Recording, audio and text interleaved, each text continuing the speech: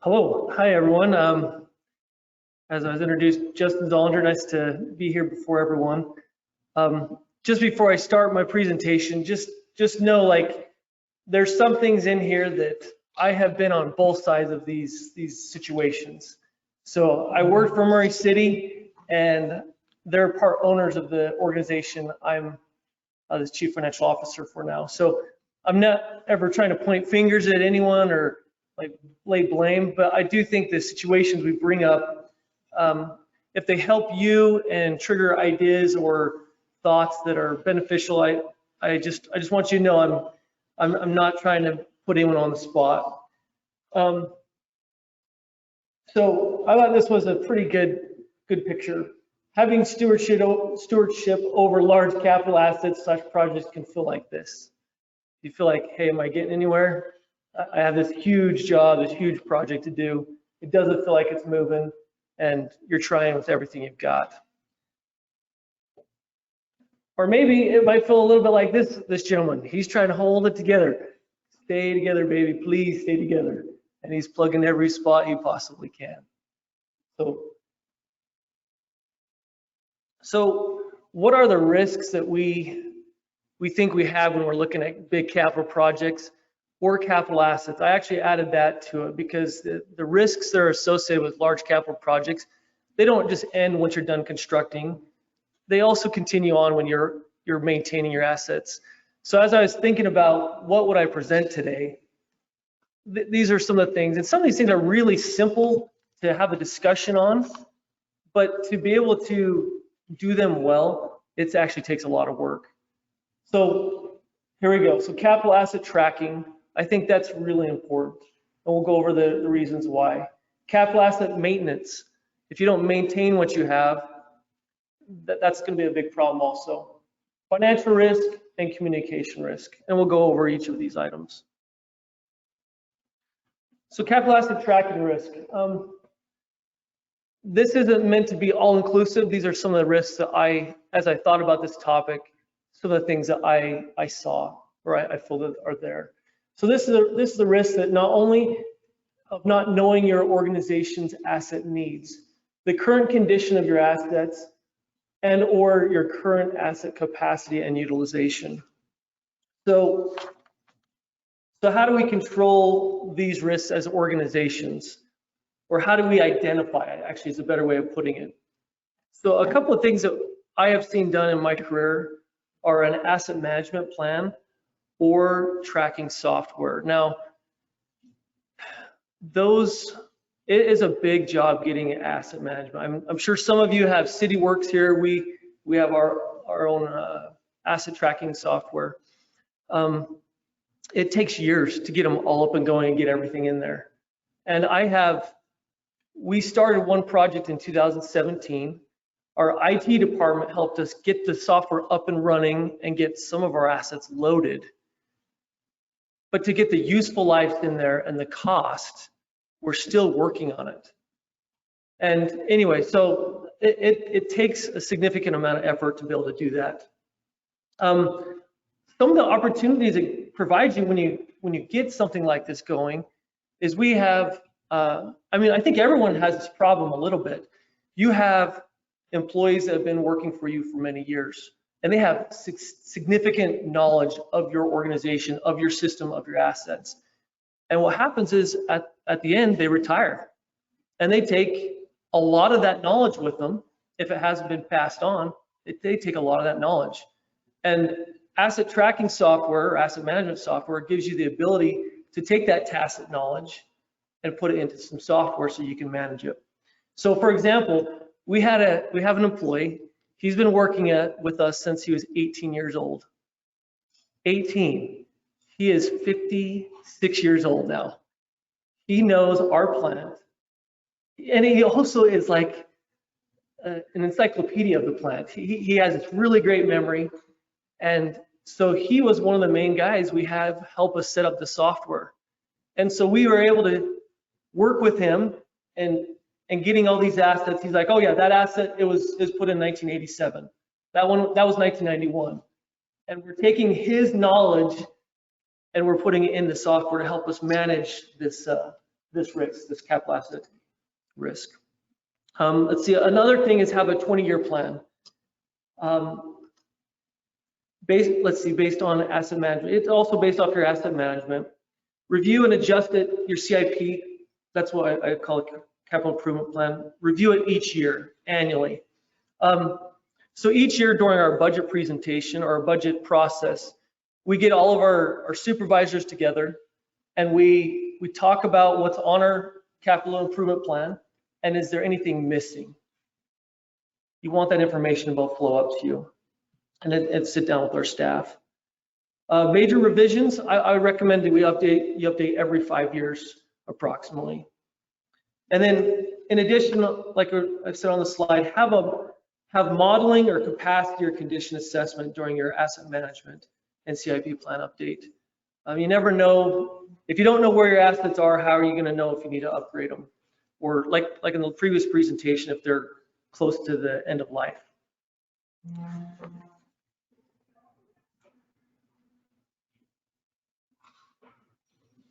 Okay. So how I outlined this risk of maintaining your assets. This is the risk of not maintaining your capital assets over time and thus reducing their useful life or operational effectiveness. Again, this can also be mitigated by asset management software, as well as the work order, if you have a good work order system, and our asset management software does have that. One nice thing about that part of the software is by having work orders, it can also be a nice employee time management tool. This next one I think is really a big deal. Commit to a certain level or amount of budget that you're going to apply to maintaining your assets. And then increase it over time so you don't lose purchasing power or ability to maintain.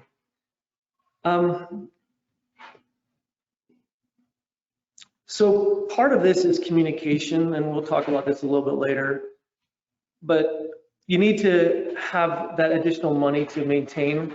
If you don't have it, you're not going to be able to maintain.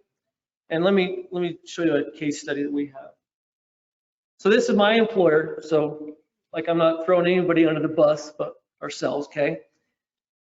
So what you can see here is Central Valley, we had a 30-inch interceptor siphon failure. You can't see it very well. I don't have a pointer. But if you look, does that show up there? Yeah, it does. Where this individual is working, that right there is the bottom of that line. The whole water, the wastewater line, essentially the top 60% just dissolved. It was gone. It was totally, it was like Swiss cheese, is what our employees said. Line corroded completely through. Fortunately, we had a parallel line, so we had backup to be able to turn over our system flows to the other line. So that was really fortunate. So cost $2.1 million to take care of. 500,000 of it was paid by insurance, the portion that failed. And then we still had to line the project. We still had to line that interceptor. The cost is still $700,000. Part of that other 2.1 was lining the rest of it and repairing. So we had to deploy a company out of Michigan to be able to handle this. But again, if you don't know where your assets are, these things can happen. So that's why you'd have, condition assessment, make sure someone's checking and seeing how they're doing. So you don't have things like that. Now, fortunately, no one got hurt in this one. We're really fortunate. There is on the top, your top left picture, it shows the pipe, part of that pipe before it failed or after it failed. You can see the little holes in it. And you can see over on the right side, when that failed, it just sucked in all the dirt from up above and just pulled it and sucked it down. It fortunately kept flowing, but we were worried that tree was going to go down there. And again, fortunately, no little kids, no individuals were by that line when it failed. But if we could have identified this before, we could have lined that sewer line, and this wouldn't have happened. It actually would have saved us money in the long run.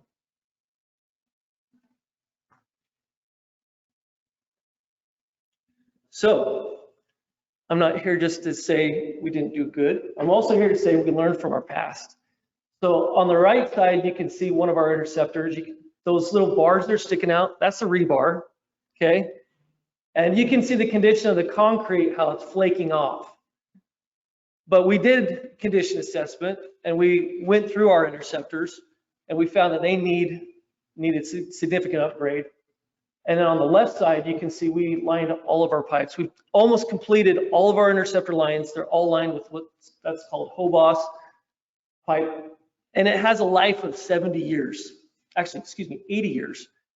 Pieces of this pipe have been sitting in acid and it has not broke down. So we feel like we learned, we made the steps so that we don't have those types of failures again, and we're striving to maintain our assets. Any questions on that? Pretty dramatic.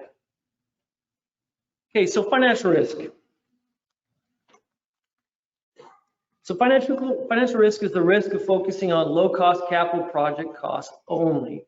It also includes not saving for the future. So to help minimize this, when designing projects, make sure when we're bidding out projects, make sure you're not only looking at, hey, this is the lowest cost up front. Because there are life cycle costs. If you're comparing that capital to one that costs me a little bit more, but over the life of that asset, and it is significantly less because operational costs, pumps are less, maintaining the asset is less, it really will pay off in the long run for you. So make sure to look at not just that low cost means, and make sure your procurement policy allows that. Save enough reserves so that your entity has more than one option for funding in the future. Projects including timing some projects during a recession. So how do we make the argument of saving if we do not have a CIP plan? So we ask our ratepayers or our taxpayers for a little bit more money, and they say, well, why? And if you don't have that plan to be able to show them, these are the reasons why we're setting aside money, because we know that these things are coming in the future. It's part of the communication. And again, I put on here the commitment to budget for maintaining existing capital. Now, one thing that can also help with risk-wise is if you go into a recession, I'm speaking more for cities, because that's part of my background. But if you had to, you could use that as a circuit breaker as sales tax is dropping. You have that line that can help you maintain operations during a downturn. I like to have several lines of defense in that way on finances. So a couple of case studies in this area. So case studies are digester covers, mild coated steel versus stainless steel. Original covers were made of epoxy coated steel. The design of the covers did not allow for maintenance of the edges. So we could go and maintain the middle section of our digester lid, but we couldn't get to the very edge. And you can see on there with that picture, around the edge, we had that type of metal condition. It still lasted 30 years though. That's a long time considering the environment that our equipment has to work in. The replacement cost was $3 million. And to be fair, when these were built 30 years ago, stainless steel wasn't highly used as it is now. But now we've replaced 2 of our lids with stainless steel, and those have a 60-year useful life, and it's probably longer, but it doesn't require maintenance. So we don't have to take them out of service. We no longer have to coat them, recoat them, which that costs an additional amount of money as well. And there's our new digester lid that took a 900-ton crane to pick up and set it in our digester structure. Okay, so also we have clarifiers. They're big circular tubs that hold not so great water, right? And originally we built them with a mild coated, epoxy coated steel. But what you'll see here is every 10 years we have to put $140,000 into sandblasting taking it down to bare metal, and then recoating them. And they get taken out of service, and we lose that capacity.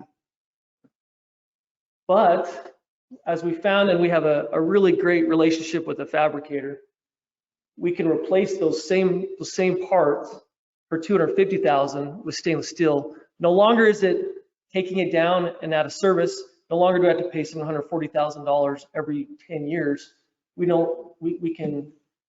It stays in service, and it's a much lower cost, although it is an investment up front. And then we did new construction for 4 of these. And this is just a nice example of, if you're looking at the upfront costs, you will pay more if that's all you're focused on in the long run. So we bid out both epoxy coated steel and stainless steel with our new secondary clarifiers. And the stainless steel bid was 1.12, and the epoxy coated steel was about $160,000 less. And so here we are. We know what it costs to maintain these every 10 years, but doing it up front and new, it only costs, and that was for four mechanisms. So not just one. That's how much it, and so 1.2 million savings over time. And I didn't present value adjust that down, but I just put the straight number on that.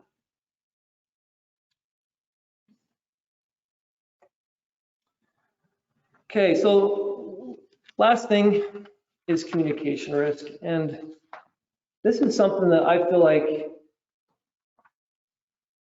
is pretty important. So communication risk arises when vital information does not make it to decision makers in a timely manner.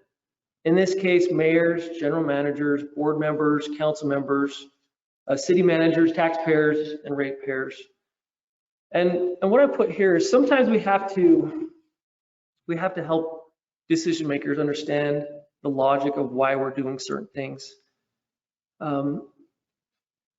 So, for example, in my career, I was at Murray, and a council member's new, and they said we need to do all these projects and let's spend all the reserves.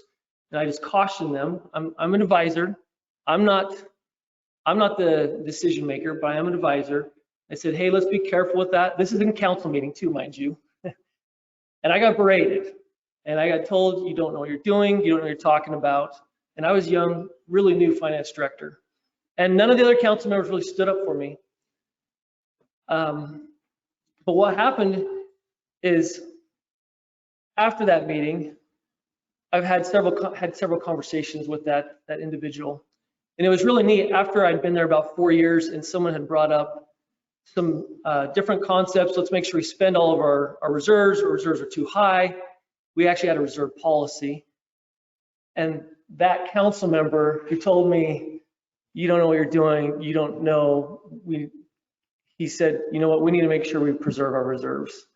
So he went from yelling at me publicly in a council meeting to being an advocate on why you have this. And so we'd have those quiet, and that conversation didn't happen in a council meeting. It happened in private, and outside of meetings, so he could ask questions and understand why.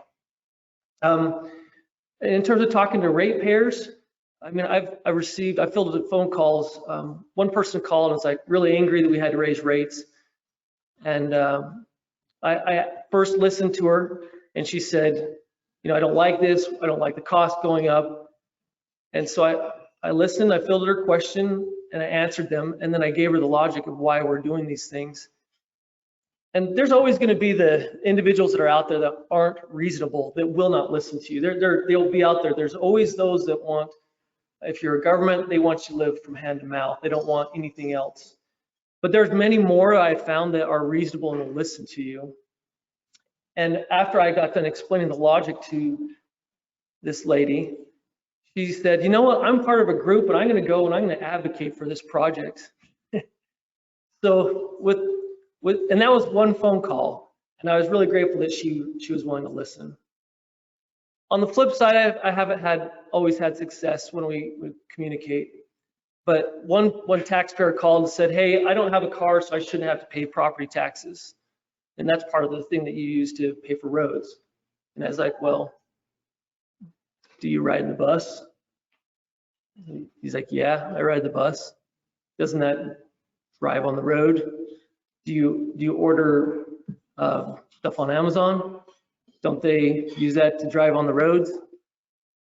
And he didn't come around. He didn't agree with me, but we respectfully disagreed and said, you know, property tax isn't meant as a use tax. So, and then one thing that I think that helped with our organization, like this was one of the main things to help mitigate risk, is communication wasn't happening like it needed to. And we have some really smart people on both sides of this organization, and the information wasn't flowing, and that can actually stop, that can cause a bigger risk, because if that information isn't flowing, those decision makers can't even take that into account of why it's a problem. So I know it's more work, but if we communicate, I've actually found that it helps so much more. Okay, so then there's opportunities that if you do these things that we've just listed, there's opportunities that come because of it. So organizations that have some of the above processes in place can take time to upgrade to when market conditions are favorable. For example, have projects teed up and ready if a market downturn occurs. That can save substantial amount of money. So for example, in 2010, my organization, this was one thing that we did really well. We pulled the trigger on a large project just during the downturn, and we did it for about 60% of what it would have cost us, because we had it ready to go, and we saw the good market conditions, and we went with it. When I was reading Larry Miller's book, Driven, and when I was also in Murray, Larry Miller, I just observed that he upgraded almost all of his dealerships during the recession. And so he saved a vast amount of money, and he also did a huge service. So I just put the last bullet on there. Governments could save a large amount of money of capital costs and help the Utah economy recover if we pull the trigger on capital projects during a recession. That's just me just, you know, throwing out some ideas that as I've pondered this. So just in review, it's important to have multiple views. I don't know if anybody has seen, or if some have seen that show, National Treasure. He has these glasses and he puts each lens down, and after he puts all these lenses down, he can see something that no one else can see. By having these different layers, it gives you a different view, because you're so into the details, and you will see things that need to be done if you do that. Otherwise, it'll be harder for you to see. Make capital projects / decisions with long-term point of view. Don't just go off of just what's the least expensive up front. Spend the extra dollars and get significantly longer useful lives. When bidding out a project, use life cycle costs, excuse me. Have strong capital maintenance budgets to maintain. It's really hard to keep assets going, and I feel like that's one thing that we, as governments, it's hard to get. It seems like that's kind of somewhere that we usually neglect a little bit. Leave the next leader with options. When you have reserves, it gives you different options to be able to do projects, whether you do some with bonding, some with cash that you have on hand. But leave the next leader with options. And then communicate. If you communicate with those that need to know, I've found most times that they are willing to hear you out and they will listen to you.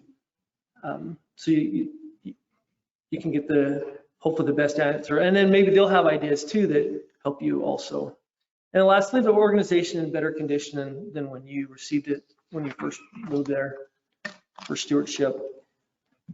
And that's my presentation. Any questions or thoughts that shared? Really, I hope that if I just triggered a few thoughts for you that would help strengthen your organization, that's pretty much my hope. So, thank you.